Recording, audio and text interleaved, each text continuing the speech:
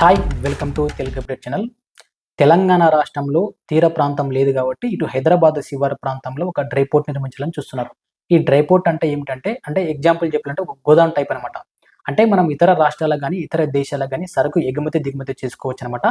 తెలంగాణ రాష్ట్రంలో తీర ప్రాంతం లేదు కాబట్టి ఇటు హైదరాబాద్ శివారు ప్రాంతంలో ఒక డ్రై పోర్ట్ నిర్మించి ఆంధ్రప్రదేశ్‌లోని ఉన్నటువంటి మచిలీపట్నం వరకైతే దీన్ని రైల్వే మార్గం గుండా అనుసంధానం చేయాలని చూస్తున్నారు.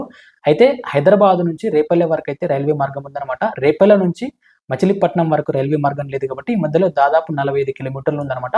ఈ ప్రాజెక్టు వ్యయం కూడా దాదాపు 1100 కోట్లయితే ఖర్చవుతుందని అయితే రైల్వే అధికారులు చెప్తున్నారు. ఈ మధ్య కాలంలో జరిగిన వరంగల్‌లో జరిగిన మీటింగ్‌లో రైల్వే శాఖ మంత్రి అశ్విని వైష్ణవ్ కూడా ఏం చెప్పారంటే, నవంబర్ కల్లా ఈ పనులు కంప్లీట్ చేసి డిసెంబర్‌లో మీరు రైల్వే శాఖ ప్రతిపాదన పంపితే మేము రాబోయే రోజుల్లో బడ్జెట్‌లో ప్రవేశపెట్టి దీనికి నిధులు కూడా సమకూరుస్తామని అయితే రైల్వే శాఖ మంత్రి అశ్విని వైష్ణవ్ చెప్పారన్నమాట. అదేవిధంగా ఇటు హైదరాబాదు, మచిలీపట్నం మార్గంలో రైల్వే ట్రాక్ పనులకు సంబంధించి పురోగతి ఏ విధంగా ఉందని ఒకసారి చూస్తే, ఇటు సికింద్రాబాద్, బీబీనగర్ మధ్యలో దాదాపు 4 ట్రాక్ పనులైతే కొనసాగుతున్నాయని చెప్పొచ్చు. అదేవిధంగా బీబీనగర్, గుంటూరు మధ్యలో 2 ట్రాక్ పనులు నిర్మాణంలో ఉన్నాయని చెప్పొచ్చు. ఇక గుంటూరు, తెనాలి మధ్యలో దాదాపు 2 ట్రాక్ పనులు కూడా కంప్లీట్ అయ్యాయని చెప్పొచ్చు. ఇక తెనాలి, రేపల్లె మధ్యలో ఒక ట్రాక్ పనులైతే కంప్లీట్ అయ్యాయి. రెండవ ట్రాక్ పనులకు సంబంధించి కూడా ప్రతిపాదనలు పంపినట్టు తెలుస్తుందనమాట. సో, ఈ విధంగా హైదరాబాద్ శివారు ప్రాంతంలో డ్రై పోర్ట్ నిర్మించి ఆంధ్రప్రదేశ్‌లో మచిలీపట్నం వరకు దీని మన రైల్వే మార్గం గుండా అనుసంధానం చేయాలని చూస్తున్నారన్నమాట.